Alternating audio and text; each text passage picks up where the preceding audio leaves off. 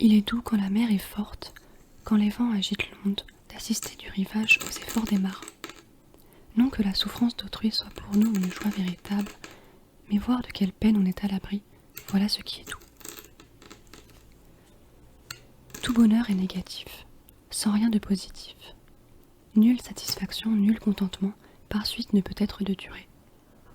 Au fond, ils ne sont que la cessation d'une douleur ou d'une privation, et pour remplacer ces dernières, ce qui viendra sera infailliblement ou une peine nouvelle ou bien quelque langueur, une attente sans objet, l'ennui.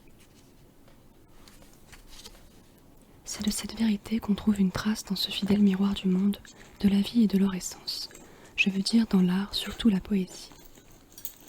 Un poème épique ou dramatique ne peut avoir qu'un sujet. Une dispute, un effort, un combat, dont le bonheur est le prix. Mais quant au bonheur lui-même, au bonheur accompli, jamais il ne nous en fait le tableau. À travers 1000 difficultés, 1000 périls, il conduit ses héros au but. À peine l'ont-ils atteint, vite le rideau.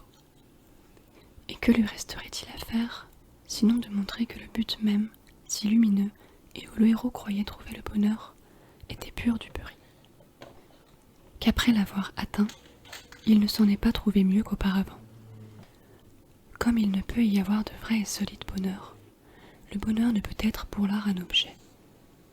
À vrai dire, le but propre de l'idylle, c'est justement la peinture de ce bonheur impossible.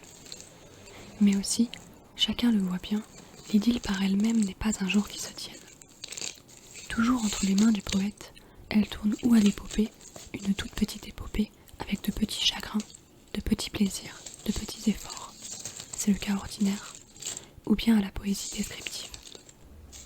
Alors, elle peint la beauté de la nature et se réduit à ce mode de connaissance pure, libre de tout vouloir, qui, à vrai dire, est le seul vrai bonheur.